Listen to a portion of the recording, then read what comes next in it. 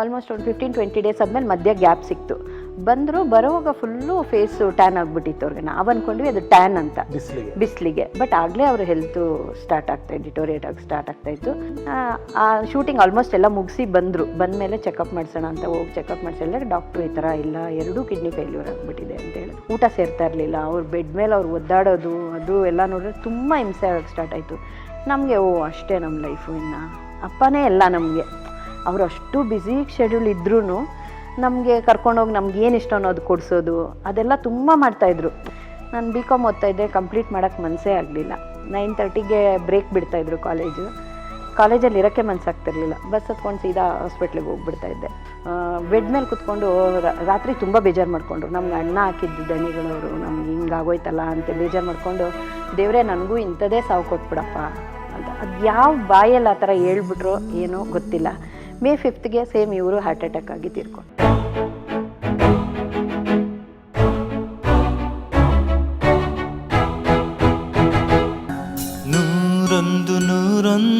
Same date, ಅದೇನೋ ಕಾಕತಾಳೀಯನೋ ಏನೋ ಗೊತ್ತಿಲ್ಲ. May 5 ಅಪ್ಪಾಜಿ ಶುಕ್ರವಾರ ತೀರ್ಕೊಂಡ್ರು. October 6 ಶುಕ್ರವಾರ ಚಿಕ್ಕಪ್ಪ ತೀರ್ಕೊಂಡ್ರು. ಅಯ್ಯೋ, June July 5 months same day. ಅದೇನು ನಮ್ಗೆ ಇವತ್ತೂ ಅದು ಡೈಜೆಸ್ಟ್ ಮಾಡ್ಕೊಳಕ್ಕಾಗ್ತಾಯಿಲ್ಲ. ಅದು ಹೇಗೆ ತೀರ್ಕೊಂಡ್ರು ಅಂದರೆ, ಹುಷಾರಾಗಿದ್ದವರು. ಬೆಳಗ್ಗೆ ಎದ್ದು ಯೋಗ ಮಾಡಿದ್ದಾರೆ, ಧ್ಯಾನ ಮಾಡಿದ್ದಾರೆ, ಮೀಟಿಂಗ್ ಹೋಗಿದ್ದಾರೆ. ಮೀಟಿಂಗ್ ಹೋಗಿ ಬರೋವಾಗ ಬಸ್ಸಲ್ಲೇ ಕುಸಿದ್ಬಿಟ್ಟಿದ್ದಾರೆ. ಆಮೇಲೆ ಯಾರೋ ಕರ್ಕೊಂಡ್ಬಂದು ಕೆಳಗೆ ಇಳಿಸಿ ಮರದ ಹತ್ರ ಕೂತ್ಕೊಂಡಿದ್ದಂಗೆ ಜೀವ ಹೋಗಿದೆ ಅವ್ರಿಗೆ. ಅವರು ತುಂಬ ಅಟ್ಯಾಚ್ಮೆಂಟ್ ನಮ್ಮ ತಂದೆ. ಅವ್ರು ಏನೇ ಡಿಸಿಷನ್ ಮಾಡಬೇಕಾದ್ರೂ ಚಿಕನ ಹೆಂಗೆ ಮಾಡೋದು, ನಾವು ಏನು ಮಾಡೋದು, ನೆಕ್ಸ್ಟ್ ಏನು ಮಾಡೋಣ ಅಂಥೇಳಿ ತಂದೆ ತಾಯಿ ಸ್ಥಾನದಲ್ಲಿ ಇಟ್ಕೊಂಡಿದ್ರು ನಮ್ಮ ಚಿಕ್ಕಪ್ಪ. ಸೊ ಇಬ್ಬರೂ ಕಳ್ಕೊಂಡು ಒಂಥರ ಏನು ದೇವರು ನಮಗೆ ಹಿಂಗೆ ಮಾಡಿಬಿಟ್ಟಲ್ಲ ಅಂತ. ಆ 2006 ಇಲ್ಲಿವರೆಗೂ ನನಗೆ ಆ ಡೇಟು, ಆ ಇಯರು ನಾನು ನೆನೆಸ್ಕೊಂಡ್ರೆ May 5, October 6 ಅದೆಲ್ಲ ಒಂಥರ ಟ್ರಾಮಾ ಆಗುತ್ತೆ ನಿಜವಾಗ್ಲೂ. ಆಗಲಿಲ್ಲ ನನಗೆ ತಡೆಯೋದಕ್ಕೆ, ನಿದ್ದೆ ಮಾಡೋಕ್ಕಾಗ್ತಾ ಇರಲಿಲ್ಲ, ತುಂಬ ಬೇಜಾರಾಯಿತು. ಆಮೇಲೆ ಸೈಕ್ಯಾಟ್ರಿಸ್ಟ್ ಹತ್ರ ಹೋಗಿ 2 ಇಯರ್ಸ್ ನಾನು ಟ್ರೀಟ್ಮೆಂಟ್ ತೊಗೊಂಡೆ. ನಿದ್ದೆನೇ ಮಾಡೋಕ್ಕಾಗ್ತಾ ಇರಲಿಲ್ಲ ನನಗೆ. ಕಣ್ಣು ಮುಚ್ಚಿದ್ರೆ ಅವ್ರ ಪ್ರೀತಿ, ಅವ್ರ ಮಣ್ಣಲ್ಲಿ ಹಾಕಿದ್ದು ಅದೇ ನೆನಪಾಗ್ತಾ ಇತ್ತು ನನಗೆ. ಸೊ ಕಷ್ಟಮ್ಮ, ನೀವು ಹೇಳಿದ್ರೆ ನಮಗೆ ನೆನೆಸ್ಕೊಂಡ್ರೆ ತುಂಬ ಒಂಥರ ಮನಸ್ಸಿಗೆ ನೋವು. ಅದೇ ರಘುವರೇ, ಏನು ಹೇಳ್ತೀನಿ ಅಂದರೆ, ನಾನು ಅಲ್ಲಿವರೆಗೂ 22 ಇಯರ್ಸ್ವರೆಗೂ ನನಗೆ ಅಳು, ದುಃಖ, ಕಷ್ಟ ಗೊತ್ತೇ ಇಲ್ಲ ನನಗೆ. ಅಂದರೆ ಕಷ್ಟದಲ್ಲಿ ಬೆಳೆಸಿದ್ದಾರೆ, ಕಷ್ಟ ತಿಳಿಸಿದ್ದಾರೆ. ಈ ಥರ ಒಂದು ಮಹಾರಾಣಿ ಥರ ನೋಡ್ಕೊಂಡಿದ್ದಾರೆ. ಕಷ್ಟನೇ, ನಾವು ಏನಂತ ತುಂಬ ರಿಚ್ ಫ್ಯಾಮಿಲಿ ಇಲ್ಲ, ಮಿಡ್ಲ್ ಕ್ಲಾಸ್ ಫ್ಯಾಮಿಲಿನೇ. ತುಂಬ ಖುಷಿಯಾಗಿಟ್ಟಿದ್ರು, ನಮ್ಗೆ ತುಂಬ ಖುಷಿಯಾಗಿಟ್ಟಿದ್ರು. ಮಾವ ಅಳಿಯ ಹೇಗಿರೋರು ಅಂದ್ರೆ ಸಾರ್ ನೋಡಿದ್ರ ಚಿಕ್ಕಣ್ಣವ್ರ ಸಿನಿಮಾಗಳೆಲ್ಲ ನೋಡಿದ್ರ? ಹೌದೌದು, ಅವರಿಬ್ಬರ ಸಂಬಂಧದ ಬಗ್ಗೆ ಹೇಳೋದು ಮದ್ವೆಗೆ ಮುಂಚೆನೆ ಗೊತ್ತಿತ್ತು ಈ ತರ ಮೂವಿ ಮಾಡ್ತಾರೆ ಅಂತ. ಸೊ ಅದು ಏನು ಒಂಥರ ಫ್ರೆಂಡ್ ತರ ಟ್ರೀಟ್ ಮಾಡಿದ್ರು, ತುಂಬಾ ಖುಷಿ ಪಟ್ರು. ಅಯ್ಯೋ ಸಬ್ ಇನ್ಸ್ಪೆಕ್ಟರ್. ಆಮೇಲೆ ನಮ್ಮ ಮನೆಯವರು ತುಂಬಾ ಡೌನ್ ಟು ಅರ್ತ್. ನಮ್ದು ಎಂಗೇಜ್ಮೆಂಟ್ ಆಗಿ ಮದುವೆ ಆಗಿದ್ದು ಒಂದು ನೆಕ್ಸ್ಟ್ ವೀಕಲ್ಲೇ ಒಂಥರ ಎಲ್ಲ ಮಕ್ಕಳ ಜೊತೆ ಎಲ್ಲ ಇನ್ವಾಲ್ವ್ ಆಗಿ ಚೆನ್ನಾಗಿ ಮಿಂಗಲ್ ಆದ್ರು. ನಮ್ಮ ಅಪ್ಪಾಜಿ ಜೊತೆ ಚೆನ್ನಾಗಿ ಮಾತಾಡ್ತಾ ಇದ್ರು, ಅಮ್ಮ ಜೊತೆ ಚೆನ್ನಾಗಿ ಮಾತಾಡ್ತಾ ಇದ್ರು. ತುಂಬಾ ಖುಷಿ ಪಡೋರು, ತುಂಬಾ ಹೆಮ್ಮೆ ಪಡೋರು. ಯಾಕೆಂದ್ರೆ ನಿಮ್ಮ ತಮ್ಮ ಇನ್ನು ಚಿಕ್ಕವರು, ಅವಾಗ ಅವ್ರ ಮಗನ ಸ್ಥಾನದಲ್ಲಿ ನಿಂತ್ಕೊಂಡ್ರು. ನಿಮ್ಮ ತಂದೆ ಡಿಸ್ಮಿಸ್ ಆದ್ಮೇಲೆ ಅವರು ಒಂದು ಅಳಿಯನೇ ಮಗನ ಸ್ಥಾನದಲ್ಲಿ ನಿಂತ್ಕೊಂಡು ಕೆಲವು ಜವಾಬ್ದಾರಿಗಳನ್ನ ತಗೊಂಡ್ರು. ನಿಮ್ಮ ತಾಯಿಯವ್ರು ಹೇಳಿದ್ರು ಅದನ್ನ. ನೀವು ಅದನ್ನ ಇನ್ನು ಓದ್ತಾ ಇದ್ರಿ, ಒಂದು ಸಿನಿಮಾ ಶೂಟಿಂಗ್ ಮುಗಿಸ್ಕೊಂಡು ತಂದೆಯವ್ರು ಬಂದರು. ಹೆಲ್ತ್ ಈ ಥರ ಆಗಿದೆ ಅಂತ ಗೊತ್ತಾಗ್ತಾ ಇರೋಂಗೇನೆ ನಿಮಗೆ, ಅಂದರೆ ನೀವಾಗಲೇ ಹೇಳಿದ್ರಿ ನಮ್ಮಪ್ಪನೇ ನನ್ನ ಮೊದಲನೇ ಹೀರೋ ಅಂತ. ಸೊ ನಿಮ್ಮ ಹೀರೋ ಥರ ಇರೋಕ್ಕಾಗಲ್ಲ ಇನ್ನು ಮುಂದಕ್ಕೆ. ಆ ಒಂದು ಏನು ಹೇಳ್ತಾರೆ, physically there will be some differences ಅಂತೆಲ್ಲ ಗೊತ್ತಾದಾಗ, ನೀವು ಓದ್ತಿದ್ರಿ, ನಿಮಗೂ ಗೊತ್ತಿತ್ತು, ಅವಾಗ ತಿಳ್ಕೊಂಡಿದ್ರಿ, ತೀರಾ ಚಿಕ್ಕವರಲ್ಲ, ಆವಾಗಿನ ಆಘಾತ ಹೇಗಾಯಿತು ನಿಮಗೆ? ಆ್ಯಕ್ಚುಲಿ ವೀರಪ್ಪ ನಾಯಕ ಶೂಟಿಂಗ್ ಹೋಗಿದ್ರು. ನಾನು ಆವಾಗ ಸೆಕೆಂಡ್ PU ಇನ್ನೇನು ಮುಗೀತಾ ಇತ್ತು. ಸೊ ಶೂಟಿಂಗ್ ಹೋಗಿ ಬರ್ತಾರೆ, ನಮಗೆಲ್ಲ ಪ್ರಾಮಿಸ್ ಮಾಡೋದ್ರು, ಬಂದಮೇಲೆ ಕಾರ್ ತೊಗೊಳ್ಳೋಣ, ಅಲ್ಲೋಗೋಣ ಇಲ್ಲೋಗೋಣ. ಹೋಗ್ತಾ ಇರುವಾಗ ಬೇಜಾರು ಮಾಡ್ಕೋತಾರೆ ಮಕ್ಕಳು ಅಂತೇಳಿ ಹಿಂಗೆಲ್ಲ ಪ್ರಾಮಿಸ್ ಮಾಡಿ ಹೋದರು. ಹೋಗಿ ಆಲ್ಮೋಸ್ಟ್ ಒಂದು 15-20 ಡೇಸ್ ಆದಮೇಲೆ ಮಧ್ಯ ಗ್ಯಾಪ್ ಸಿಕ್ತು. ಬಂದರು, ಬರೋವಾಗ ಫುಲ್ಲು ಫೇಸು ಟ್ಯಾನ್ ಆಗಿಬಿಟ್ಟಿತ್ತು ಅವ್ರಿಗೆ. ನಾವು ಅಂದ್ಕೊಂಡ್ವಿ ಅದು ಟ್ಯಾನ್ ಅಂತ ಬಿಸಿಲಿಗೆ. ಬಟ್ ಆಗಲೇ ಅವ್ರ ಹೆಲ್ತು ಸ್ಟಾರ್ಟ್ ಆಗ್ತಾಯಿತ್ತು, ಡಿಟೋರಿಯೇಟ್ ಆಗಿ ಸ್ಟಾರ್ಟ್ ಆಗ್ತಾಯಿತ್ತು.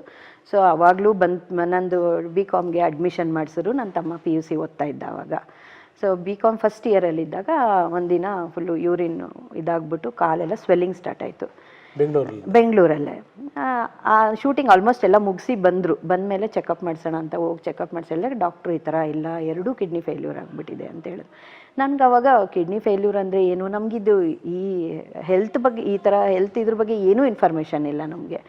ಏನಾಗಿದೆ ಮೋಸ್ಟ್ಲಿ ಸರಿ ಹೋಗ್ತಾರೆ, ಅವ್ರಿಗೆ ಅವಾಗವಾಗ ಕಿಡ್ನಿಯಲ್ಲಿ ಇದಾಗ್ತಾಯಿತ್ತು, ಸ್ಟೋನ್ ಆಗ್ತಾಯಿತ್ತು. ಮೇ ಬಿ ಆ ಥರ ಇಂಜೆಕ್ಷನ್ಸ್ ಎಲ್ಲ ಕೊಟ್ಟ ಮೇಲೆ ಸರಿ ಹೋಗ್ತಾರೆ ಅಂತ ತುಂಬ ಹೋಪ್ಸ್ ಇಟ್ಕೊಂಡಿದ್ದೆ. ಆಮೇಲೆ ಯಾವಾಗ ಡಾಕ್ಟ್ರು ಇಲ್ಲ ಡಯಾಲಿಸಿಸ್ ಮಾಡಬೇಕು, ಆಮೇಲೆ ದಿನ ದಿನ ದಿನ ದಿನ ಅಷ್ಟು ಹೆವಿ ವೆಯ್ಟ್ ಇದ್ದವರು ತೀರಾ ಸಣ್ಣ ಆಗಿಬಿಟ್ರು, ಊಟ ಸೇರ್ತಾ ಇರಲಿಲ್ಲ, ಅವ್ರು ಬೆಡ್ ಮೇಲೆ ಅವ್ರು ಒದ್ದಾಡೋದು ಅದು ಎಲ್ಲ ನೋಡಿದ್ರೆ ತುಂಬ ಹಿಂಸೆ ಆಗಕ್ಕೆ ಸ್ಟಾರ್ಟ್ ಆಯಿತು ನಮಗೆ. ಅಷ್ಟೇ ನಮ್ಮ ಲೈಫು, ಇನ್ನು ಅಪ್ಪನೇ ಎಲ್ಲ ನಮಗೆ. ಅವರು ಅಷ್ಟು ಬ್ಯುಸಿ ಶೆಡ್ಯೂಲ್ ಇದ್ರೂ ನಮಗೆ ಕರ್ಕೊಂಡೋಗಿ ನಮ್ಗೆ ಏನು ಇಷ್ಟ ಅನ್ನೋದು ಕೊಡಿಸೋದು ಅದೆಲ್ಲ ತುಂಬ ಮಾಡ್ತಾಯಿದ್ರು. ಎಲ್ಲಿ ರಜೆ ಬಂದಾಗ ಆಚೆ ಕರ್ಕೊಂಡೋಗೋದು, ಅಜ್ಜಿ ಮನೆ ಕರ್ಕೊಂಡೋಗೋದು, ಎಲ್ಲಿಯೂ ನಮ್ಮ ತಂದೆ ನಾವು ಮಿಸ್ ಮಾಡ್ಕೊಂಡ್ವಿ ಅಂತ ಅನಿಸ್ತಿಲ್ಲ. ಹೌದು ಶೂಟಿಂಗು ಕೆಲಸದಲ್ಲಿರುವಾಗ ಬ್ಯುಸಿ ಇರ್ತಾಯಿದ್ರು, ಬಟ್ ಅಷ್ಟು ಬ್ಯುಸಿ ಶೆಡ್ಯೂಲಲ್ಲಿ ಕೂಡ ನಮ್ಮನ್ನು ಚೆನ್ನಾಗಿ ನೋಡ್ಕೊತಾಯಿದ್ರು. ಆಮೇಲೆ ಇದನ್ನು ಡೈಜೆಸ್ಟ್ ಮಾಡ್ಕೊಳಕ್ಕಾಗಲೇ ಇಲ್ಲ. ರಾಜೇಶ್ ಅಂತೂ ತುಂಬ ಚಿಕ್ಕವನು, ಅವನು ಕಿಡ್ನಿ ಫೇಲ್ಯೂರ್ ಅಂತಲೇ ಬರ್ತಾರೆ ಹುಷಾರಾದಾಗ, ಅಪ್ಪಾಜಿ ಬರ್ತಾರೆ, ನೀನು ಯಾಕೆ ಅಳ್ತಾ ಇದೆಯಾ ಅಂತ. ಅಂದರೆ ಅಷ್ಟು ಚಿಕ್ಕ ಇನ್ನೋಸೆಂಟ್ ಫೇಸಲ್ಲಿದ್ದ ಅವನು. ಸೊ ಯಾವಾಗ ಡಾಕ್ಟ್ರ್ ಹಿಂಗೆಲ್ಲ ಹೇಳಿ ಸರ್ಜರಿ ಮಾಡಿಸ್ಲೇಬೇಕು, ಡಯಾಲಿಸಿಸ್ ಮಾಡಲೇಬೇಕು, ಅದು ಡಯಾಲಿಸಿಸ್ ಅಂದರೆ ಏನು ಅಂತ ಗೊತ್ತಿಲ್ಲ ನಮಗೆ. ಯಾವಾಗ ಅದು ಪ್ರೋಸೆಸ್ ಮಾಡ್ತಾಯಿದ್ರು, ಒಂದೊಂದು ದಿನ ಡಯಾಲಿಸಿಸಲ್ಲಿ ಫುಲ್ BP ವೇರಿಯೇಷನ್ ಆಗಿಬಿಡ್ತಾಯಿತ್ತು, ಒಂದಿನ ಹಾರ್ಟ್ ಬೀಟು ಇದಾಗ್ಬಿಡ್ತಾಯಿತ್ತು, ತುಂಬ ಏರಿಳಿತ ಆಗ್ತಾಯಿತ್ತು ಅವರ ಆರೋಗ್ಯದಲ್ಲಿ. ಅದು ನೋಡೋಕ್ಕಾಗಲೇ ಇಲ್ಲ. ನಾನು BCom ಓದ್ತಾಯಿದ್ದೆ, ಕಂಪ್ಲೀಟ್ ಮಾಡೋಕ್ಕೆ ಮನಸ್ಸೇ ಆಗಲಿಲ್ಲ. 9:30ಗೆ ಬ್ರೇಕ್ ಬಿಡ್ತಾಯಿದ್ರು ಕಾಲೇಜಲ್ಲಿ ಇರೋಕ್ಕೆ ಮನಸ್ಸಾಗ್ತಿರ್ಲಿಲ್ಲ, ಬಸ್ ಹತ್ಕೊಂಡು ಸೀದಾ ಹಾಸ್ಪಿಟ್ಲಿಗೆ ಹೋಗ್ಬಿಡ್ತಾಯಿದ್ದೆ. ಸೊ ಎಜುಕೇಷನು ಅಷ್ಟು ಚೆನ್ನಾಗಿ ಇದು ಮಾಡೋಕ್ಕಾಗಲೇ ಇಲ್ಲ ನಮ್ಮ ತಂದೆ. ನಂತರ ಲೈಫ್ ಶ್ಯಾಟರ್ ಆಗುತ್ತೆ ಅಂತಾರಲ್ಲ, ಆ ಥರ ಆಗೋಯ್ತು ನಮಗೆ ಅವರು ಹುಷಾರಿಲ್ಲದೆ ಇದ್ದಾಗ. ಈಗ ನೀವಾಗಲೇ ಹೇಳ್ತಾ ಇದ್ರಿ ಮದುವೆ ಅನ್ನೋ ವಿಚಾರ ಬಂದಾಗ, ಅಫ್ಕೋರ್ಸ್ ನಿಮ್ಮ ಇನ್ನೊಬ್ಬ ತಂದೆ ನಿಮ್ಮನ್ನು ಕನ್ಯಾದಾನ ಮಾಡಿಕೊಟ್ರು, ಅದು ಒಂದು ಪುಣ್ಯನೇ. ಆದರೆ ನಿಮ್ಮ ತಂದೆಯವರಿಗೆ ಪ್ರತಿಯೊಬ್ಬ ತಂದೆಗಾಗಲಿ ತಾಯಿಗಾಗಲಿ ಅದು ಆಸೆ ಇರುತ್ತೆ, ಮಕ್ಕಳನ್ನ ನಾವು ಮದುವೆ ಮಾಡಿಕೊಡ್ಬೇಕು ಅಂತ. ಅಂದರೆ ಅವ್ರು ಇಲ್ಲದೆ ಮಾಡ್ಕೊಡೋದು ಬೇರೆ, ಬಟ್ ಅವ್ರು ಇದ್ದಾಗಲೂ ಕೂಡ ಪರಿಸ್ಥಿತಿ ಅವ್ರ ಕೈಯಿಂದ ಆ ಕೆಲಸ ಆಗದೆ ಇರೋಂಗೆ ಮಾಡಿದ್ದು ಒಂದು ವಿಧಿ. ಅದು ನಾವು ಅದ್ರ ಬಗ್ಗೆ ಸರಿ ತಪ್ಪು ಅಂತ ಅದೇ ಅದು ಖುಷಿ ಪಡ್ಬೇಕಾ ಬೇಜಾರು ಮಾಡ್ಕೋಬೇಕಂತಾನೆ ಗೊತ್ತಿಲ್ಲ. ನಮ್ ಚಿಕ್ಕಪ್ಪನೂ ಇಂಪಾರ್ಟೆಂಟ್ ನನಗೆ, ಅವ್ರು ಮಾಡ್ಕೊಟ್ರು ಒಂದು ಖುಷಿ ಪಡೋದ, ಅಪ್ಪ ಮಾಡ್ಲಿಲ್ಲ ಅಂತ ಬೇಜಾರು ಮಾಡ್ಕೊಳ್ಳೋದ. ನನ್ನ ಕೈನಲ್ಲಿ ಆಗ್ಲಿಲ್ಲ ಈ ಒಂದು ಜವಾಬ್ದಾರಿ ಮಾಡೋದು ಅನ್ನೋ ಚಿಕ್ಕಣ್ಣವ್ರು ಬೇಜಾರಿತ್ತಾ? ಇಲ್ಲ, ಅವ್ರ ಹುಷಾರಿಲ್ಲಲ್ಲ, ಅವ್ರು ಯಾವಾಗಲೂ ಹೇಳ್ತಿದ್ರು ನನಗೇನಾದ್ರು ಹೆಚ್ಚು ಕಡಿಮೆ ಆದರೆ ಇವ್ರನ್ನೆಲ್ಲ ನೀನೇ ನೋಡ್ಕೊಬೇಕು ಗೋಪಿ, ನೀನೇ ಅವ್ರಿಗೆ ಏನೋ ಗೊತ್ತಿಲ್ಲ, ಒಂಥರ ಹಿಂಗೆ ಆಗ್ಬಿಡುತ್ತೆ ಅನ್ನೋ ಥರನೇ ಮಾತಾಡ್ತಾಯಿದ್ರು. ಒಂದು ಹೇಳ್ಬೇಕು ಅಂದರೆ ಅಪ್ಪಾಜಿದು ಮತ್ತು ಅಣ್ಣ ಅವ್ರದ್ದು ಒಂದು ಫೋಟೋ ಇತ್ತು ಮನೆಯಲ್ಲಿ, ನಮ್ಮ ಮನೆಯಲ್ಲಿ. ಅದು 2 ನಕ್ಷತ್ರದಲ್ಲಿ ಅಣ್ಣ ಅವರು ಅಪ್ಪಾಜಿ ಮೇಲೆ ಕೈ ಹಾಕ್ಕೊಂಡಿರೋ ಫೋಟೋ. ಅದನ್ನು ತುಂಬ ಇಷ್ಟಪಟ್ಟು ಫ್ರೇಮ್ ಹಾಕ್ಸ್ಕೊಂಬಂದು ಮನೇಲಿ ಇಟ್ಟಿದ್ರು. ಅಣ್ಣವ್ರು ಬಂದು April 24 ಅನ್ಕೊಂತೀನಿ, ಡೇಟ್ ಮರ್ತಿದ್ದೀನಿ, ತೀರ್ಕೊಂಡಿದ್ದು. ಹುಟ್ಟಿದಬ್ಬ April 24, ತೀರೋಗಿದ್ದು April 12.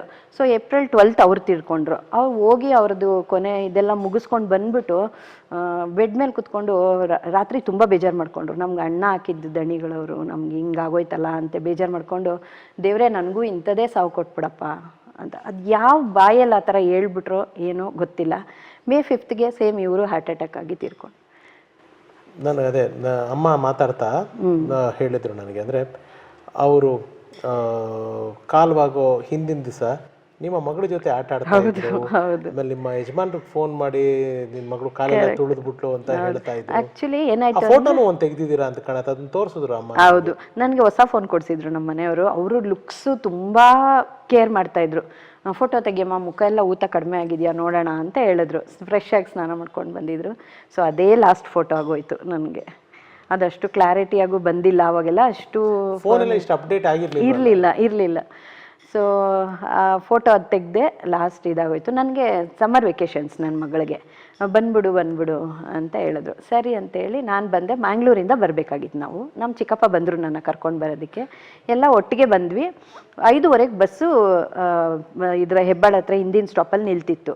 ನಾನು ಅಂದೆ ನೀವು ಬರಬೇಡಿ, ಗೋಪ ಇದ್ದಾರೆ, ನಾವೆಲ್ಲ ಒಟ್ಟಿಗೆ ಬರ್ತೀವಿ ಅಂತ. ಅವ್ರು ಕೇಳಲೇ ಇಲ್ಲ. ಬೆಳಗ್ಗೆ ಬೇಗ ಎದ್ದು ಫ್ರೆಶ್ ಅಪ್ ಆಗಿ 5:30ಗೆ ಬಸ್ ಬರೋಷ್ಟೊತ್ತಿಗೆ ಅಲ್ಲಿ ಬಂದು ನಿಂತಿದ್ರು ಕಾರಲ್ಲಿ. ಸೊ ನಾನೇನು ಮಾಡಿದೆ, ಅವ್ರ ಜೊತೆ ಬಂದ್ವಿ. ಸರ್ ನಾವು ಬಂದಿದ್ದೀವಿ ಅಂತ ತುಂಬ ಖುಷಿ. ನಿನ್ಗೇನು ತಿಂತೆ ಹೇಳಮ್ಮ, ನನ್ನ ಮಗಳು ಏನು ಕೇಳ್ತಾಳೋ ಅದೇ ಮಾಡೆ, ನೀನೇನು ತಿಂತೀಯ ಏನು ತಿಂತೀಯ ಅಂತ. ಆಮೇಲೆ ಹಳ್ಳಿ ಮನೆ ಹೋಟ್ಲು ಹೊಸ್ದಾಗಿ ಓಪನ್ ಆಗಿತ್ತು ಮಲ್ಲೇಶ್ವರಮಲ್ಲಿ.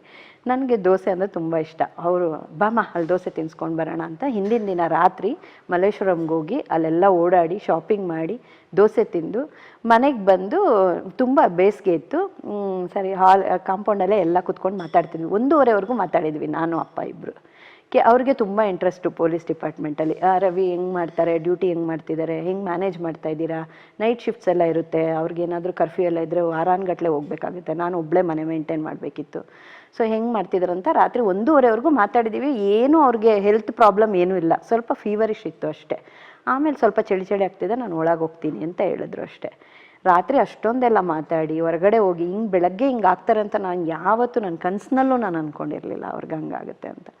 ಬೆಳಗ್ಗೆ ಎದ್ದು ಹಾಲು ಕಾಯಿಸು ಅಂತ ಹೇಳಿದ್ರು. ಸರಿ ಹಾಲು ಕಾಯಿಸೋಕ್ಕೆ ಅಂದರೆ ನಾವೆಲ್ಲ ಕಿಚನಲ್ಲಿ ಇರುವಾಗ ವಾಶ್ರೂಮ್ಗೆ ಹೋಗಿದ್ದಾರೆ, ಅಲ್ಲೇ ಕುಸಿದ್ಬಿಟ್ರು. ಆವಾಗಲೇ ಆ್ಯಕ್ಚುಲಿ ಹಾರ್ಟ್ ಅಟ್ಯಾಕ್ ಆಗಿಬಿಟ್ಟಿದೆ ಅವ್ರಿಗೆ. ಆಮೇಲೆ ಆ್ಯಂಬುಲೆನ್ಸ್ ಎಲ್ಲ ಕರ್ಕೊಂಡೋಗುವ ಆವತ್ತಿನ ದಿನ ಸಂಜೆ ಡಿಕ್ಲೇರ್ ಮಾಡಿದ್ರು, ರಾತ್ರಿ 11 ಗಂಟೆಗೆ, ಫ್ರೈಡೇ ಈವ್ನಿಂಗ್ ಆ ಥರ.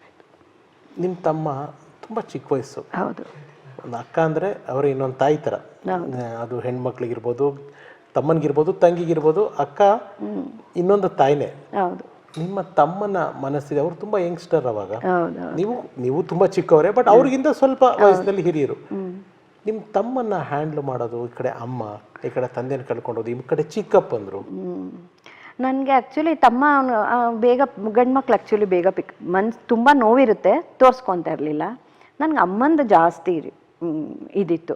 ಬಟ್ ಅಮ್ಮ ಹೆಂಗೆ ಪಿಕಪ್ ಆದರು ಅಂದರೆ, ನಮಗೆ ಇವತ್ತವರೆಗೂ ನನಗೆ ಬ್ಯಾಕ್ ಬೋನ್ ಅಮ್ಮ. ಪ್ರತಿಯೊಂದರಲ್ಲೂ ಅವ್ರ ಕಷ್ಟಕ್ಕೆ ನಾನು, ನನ್ನ ಕಷ್ಟಕ್ಕೆ ಅವರು.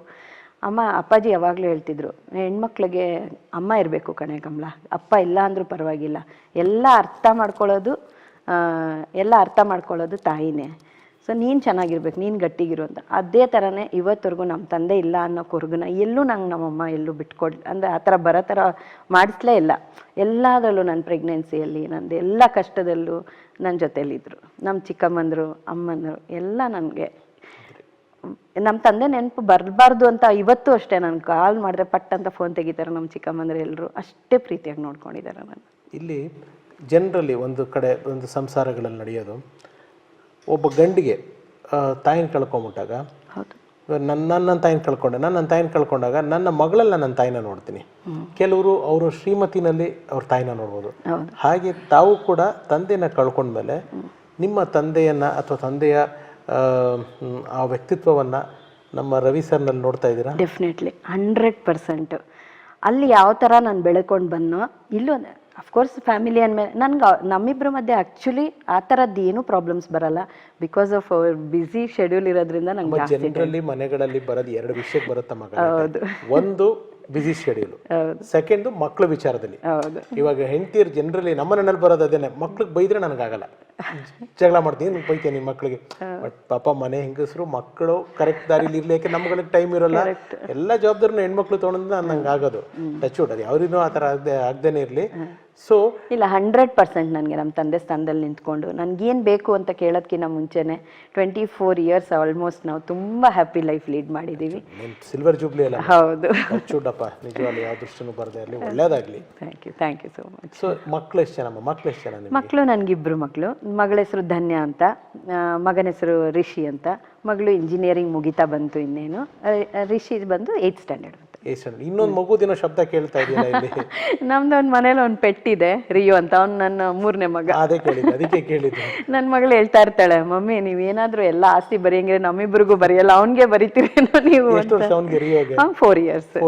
ಯಾವ ಬ್ರೀಡು? ಪಗ್. ಓಕೆ. ಚಿಕ್ಕಣ್ಣವ್ರಿಗೆ ಪೆಟ್ಸ್ ಎಲ್ಲ ಇಷ್ಟ ಆಯ್ತಾ?